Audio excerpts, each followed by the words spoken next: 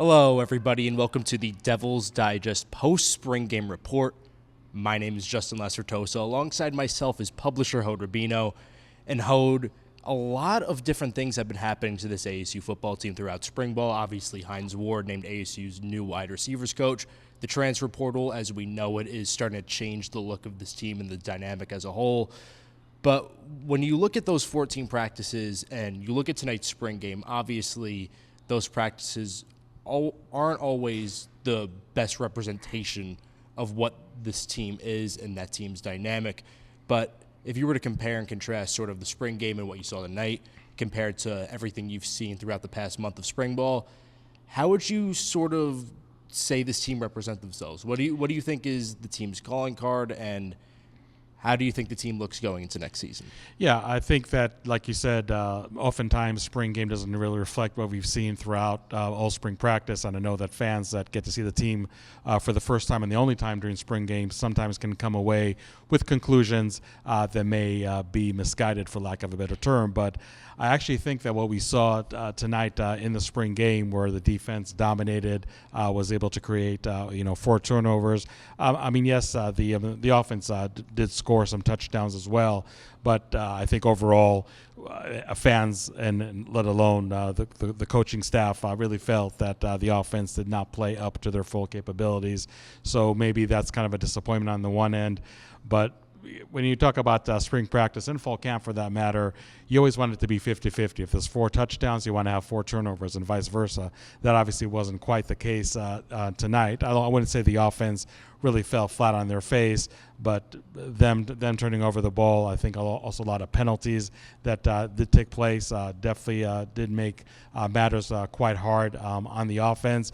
It was great to have a night a spring game. We know that last year having it in the middle of the day wasn't exactly Chamber of Commerce weather in Tempe, but with the very comfortable nighttime temperatures came wind gusts about 35 miles per hour. So it was really hard to throw the ball, let alone really throw the ball downfield for those shock and awe plays that the fans do like to see in spring game. So that definitely handcuffed the offense somewhat. But, going back to my earlier point, I think that this game was really a reflection of what we've seen in the 14 preceding practices, where the defense more often than not really did have the upper hand on the offense. Yeah, and obviously throughout spring ball, a lot of guys stepped up. There were some standouts on this team. But also, as always in college football, the transfer portal came into play. First of all, Jaden Rashada committed to Georgia. Last year when he was brought into ASU, he was sort of touted to be the next quarterback at the helm for the squad, but just a year later, he's no longer at Arizona State. And, of course, alongside him, Elijah Badger, one of the mainstays and one of the focal points within that wide receiver room. Mm-hmm. Basically, just right as in Hines Ward, as he was hired, Badger entered the portal as well. But obviously, a lot of guys stepping up in those guys' absence. So what have you sort of seen from the offense, not just tonight, but in all of spring ball? Well, look, and I know I caught some heat for making this statement, but I'll make it again. Jaden Rashada knew he was not going to win the starting job over Sam Leavitt. Sam Leavitt, Kenny Dillingham told us after the spring game, completed over 70% of his passes in the spring. So if there's any doubt who is going to be QB1 at the end of spring, who was the leading signal caller throughout the spring, that was Sam Leavitt. Now, I know Jaden Rashada obviously was very limited the first 2.5 weeks of spring because of the non-football injury that he suffered earlier in the year. He did have surgery on his thumb, so that really just put him way behind the 8 ball. Now, I'm not saying it's ideal that Jaden Rashada left the team, because that's still one less quarterback in a pretty thin quarterback room. Now you need to go into the portal and try to find a good quarterback, and that is definitely easier said than done, especially this late in the portal cycle, which does end on April 30th.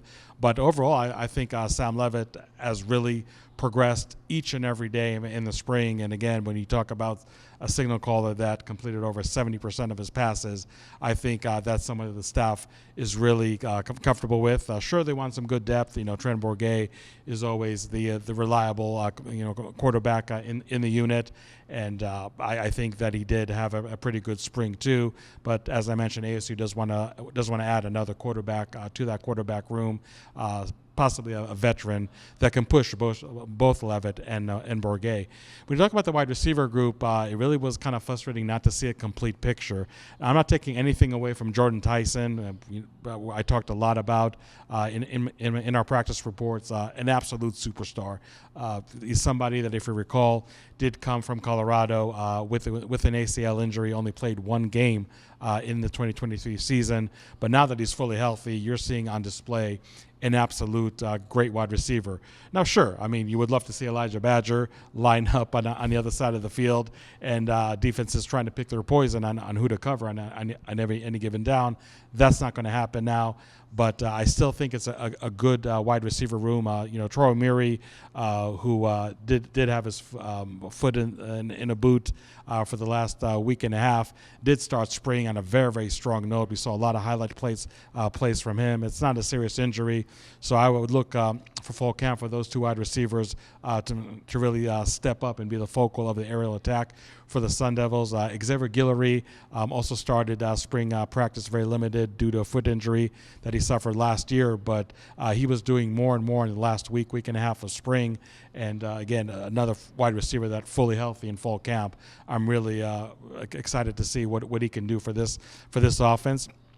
And I think maybe somewhat under the radar, Melquan Stovall, I think with Jordan Tyson, has been the most consistent wide receiver on offense for the Sun Devils. I haven't talked yet about Jake Smith, who I think had maybe a quiet spring, more or less, just because I think it was overshadowed by all the wide receivers that I did talk about previously. But overall, I think it really is a strong wide receiver room. I know Kenny Dillingham said that maybe they're going to go into the portal and try to get a wide receiver to replace Badger. I don't know if that's really quite etched in stone yet, but nonetheless, I think that it is a good wide receiver group. And once we see them all healthy, ready to go in fall camp, and Sam Levitt, who I expect him to be even better in fall camp than he was in the spring, then I think this is an offense that you really can get excited about. I think the offensive line, definitely has more depth. I think pass rush maybe is an area that not so great, coming out of spring. They need to really figure things out, especially at left tackle. Bram Walden was out for pretty much all of spring, and he's somebody that really could be the starting left tackle when the season starts. Jalen Clem, the Washington transfer, he was also banged up throughout spring, so we didn't get to see him on full display. Josh Atkins, the transfer from Hawaii, I thought really did show a lot of flashes. So I think there's definitely some potential over there. You just wanted to see materialize at this point. And running back, it really is the Cam Skattebo show. Scored 2 touchdowns today in the spring game. Kenny Dillingham really sung the praises of Skattebo the entire spring, and just talked about somebody who he didn't think was a Sunday player coming off the 2023 season, but midway through spring practice, he definitely told Skattebo that he can definitely see an NFL potential, right there. So when you have him, when you have Raleek Brown, the transfer from USC, really I think live up to the hype that he did arrive to Tempe with. When you look at Kyson Brown, who I think was very, very consistent all throughout spring, that's a really good trio of running backs right there. DeCarlos Brooks was really banged up for pretty much for the entire spring, so we didn't get to see much of him. But when he's healthy in fall camp, I think he's somebody that can only enhance the depth that much more. Even George Hart III, I thought really had more than a couple flashes here and there in the spring. So the depth of the running back room is really, really good. The thinnest group on the entire team, not only on the offense, is tight end. Bryce Pierre was another player that did leave in the transfer portal. But I think that Marcuston Douglas, the transfer from Florida State, and also Cameron Harple, the transfer from San Diego State, were really able to play better and just have a better group over there of tight ends overall than ASU had last year. So offense, I mean, you can tell by my analysis, definitely has some work to do in more than one area. But I do feel that there's definitely a better group of playmakers, a deeper group of playmakers, and I think that's going to manifest itself in fall camp much more than it did in spring practice. Yeah, and obviously a lot of moving parts with Badger and Rashad entering the transfer portal. sort of threw this team out of whack, if you will. But you mentioned it. There's a lot of work to do, but there's certainly upside on offense. But if you want to talk about upside, let's talk about this ASU defense, because let me tell you tonight, the physicality, schematically, the energy, everything was there for this defense. And, a lot of guys were added to this defense really everywhere on the field to sort of raise the ceiling going into the Big 12. And we saw the upside tonight, as I said before. So what do you make of this defense, again, not only just tonight, but throughout all spring ball? Yeah, I really feel that this is a group that added a lot of newcomers, and those newcomers absolutely hit the ground running. I mean, you look at the two deep at each and every position, and you have a lot of newcomers over there that have been making their mark in the spring, and I think their impact on the team is only going to be tenfold in fall camp and in the season itself. You go up front, and obviously ASU needed some help in the interior. I mean, CJ Fight, a very, very talented freshman, now sophomore to be, is a player that ASU can absolutely count on, but he needed some help around him. So when you look at transfers like Jeff Clark from Louisville, Jacob Kungiga from Arizona, J.P. Dieter from Purdue, that's really a solid two deep right there in the interior. When you talk about the edge, you have two very proven players, Prince Dorba and Clayton Smith, returning from last year. Justin Woodley from Cincinnati started spring, I thought, on a pretty strong note. He was injured midway through spring, so wasn't able to finish healthy, but I think in fall camp, once he's fully healthy, he's somebody that's definitely going to be a force. They did receive unfortunate news that Anthony Cooper, somebody that they were relying on being in the two deep at defensive end, did tear his ACL and is going to be out at least until midseason. So having a defensive end added from the portal, that is something you can definitely look for Arizona State to do. You look at the linebacker group, and I really think they just absolutely hit the lottery with Keyshawn Elliott from New Mexico State, Cyrus Fiasau from San Diego State. Those two guys may be the starters when the season starts, and I'm not taking anything away from returning players such as Tate Romney, who was banged up somewhat in the spring, Caleb McCullough, who did, I think, had a pretty good spring. Both of them, Jordan Crook, the transfer from Arkansas. I mean, if that's technically your fifth best linebacker, which I'm not even sure that he is that low, you really are doing pretty good over there at linebacker. So I thought that just the depth and the talent, it just seems like overnight from the end of last season to spring really elevated quite a bit. Safeties is probably one area where the two starters are going to be returning players. Obviously, Xavier Alford was not eligible due to an NCAA ruling last season. So I said many times I think he might be like the best 2024 class edition in a way. Just an absolute force over there at safety. But Shamari Simmons, who was the team MVP actually last year, just had an outstanding spring. And maybe not so much of a surprise because he showed a lot in 2023. But to have him over there playing the way he is, backing him up, you have Montana Warren, who, if it wasn't for a collarbone injury in Campton, Arizona, I think was really destined for a solid freshman year. And he really showed in the spring what ASU was missing in 2023. And a great, 2D player over there at safety. And when you look at another addition in Miles Rouser, nicknamed Ghost, also from New Mexico State. Again, if that is a depth player at safety, that is something I think a lot of teams in the Big 12 would love to have as a starter. So really like what I'm seeing over there at safety. Nickelback, I thought there was a great battle between Mason Williams, a returning player, and Cole Martin, the transfer from Oregon. And Keith Abney II is almost the X factor over here because he can play corner, he can play nickel, and where wherever you put him on the field, and he showed it all throughout spring. That is definitely a player that you can count on. He really justified the fact that he was not redshirted last year as a freshman. So really a very, very talented player over there. When you talk about player departures on defense, obviously the most notable one was Ed Woods at corner, something that Kenny Dillingham did admit did take the team by surprise. But I think Javon Robinson, the transfer from Washington State, LaTerrence Welsh, the transfer from LSU, I think those might be the starters, and they showed a lot in the spring that they are able to be up for that task. Rodney Bimage from Texas, the true freshman, who I think just absolutely came out of nowhere and was very quickly running second team. So that was maybe one of the biggest surprises of the spring. So I think that over there, when you look at the cornerback group, and again, you got Keith Abney that could maybe play corner and play nickel. I think that they're really, really set over there. So again, like I said earlier, just a lot of new faces over there in the defense that have really come out of the gates blazing hot. And this is a defense which we know did show a lot of promising signs last year. I know November was rough, but I think up until November did not play all that bad at all. And I think this is a defense that can definitely take the next step next year.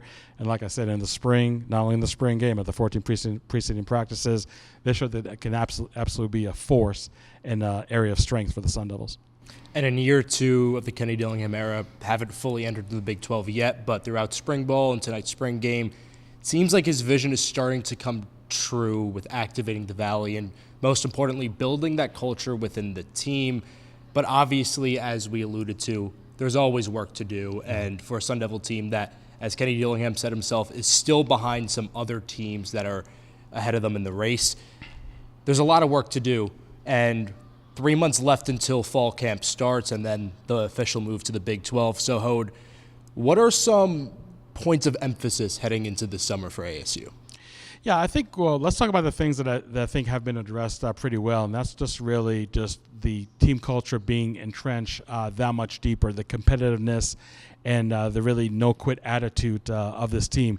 And you take spring game, and sure, it can be a really, ho-hum event, maybe more for the fans than really is for the team, and maybe players, showing some flashes here and there in the beginning of the spring game and then just kind of coasting, if not sitting out altogether.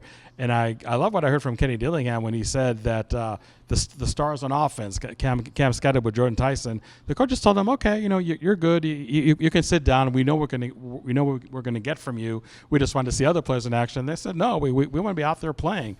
So that just really shows the mentality of this team and how well Kenny Dillingham and his staff were able to entrench the culture. Kenny Dillingham said that it's obvious that the team is better talent-wise from last year to this year, and if they weren't, then Kenny Dillingham is not doing his job. But learning how to win, that is going to be the big task for ASU, especially coming off a 3-win season. And Kenny Dillingham says, when you see that no-quit attitude, when you see that competitiveness as an element that is just so much higher this year than it was last year for the Sun Devils, those are the early signs that you can really feel optimistic that this is going to be a better year for ASU. But if areas of concern, I think when you look at offense, I mean, like we said, they need to have a quarterback. They need to see what this passing game can look with a healthy complement of wide receivers and maybe even another addition in the wide receiver room.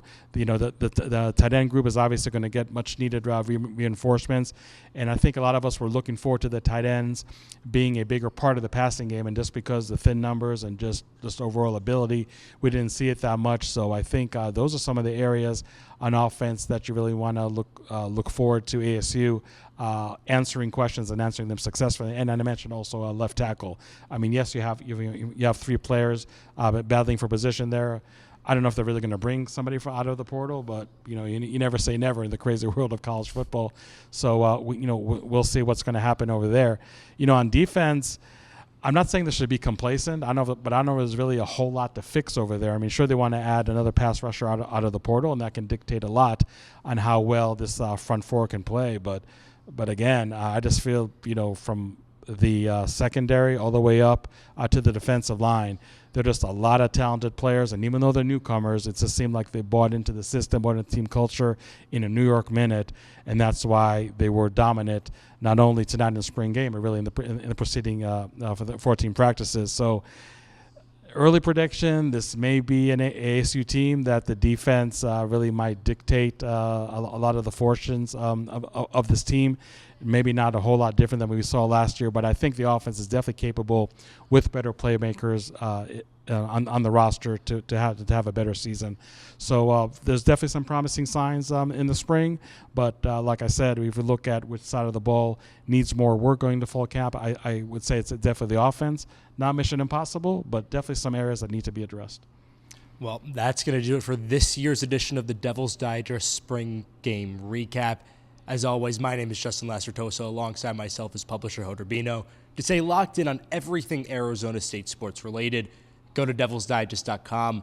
Follow Devil's Digest on Twitter at Devil's Digest. We'll see you guys in the fall. Have a good night.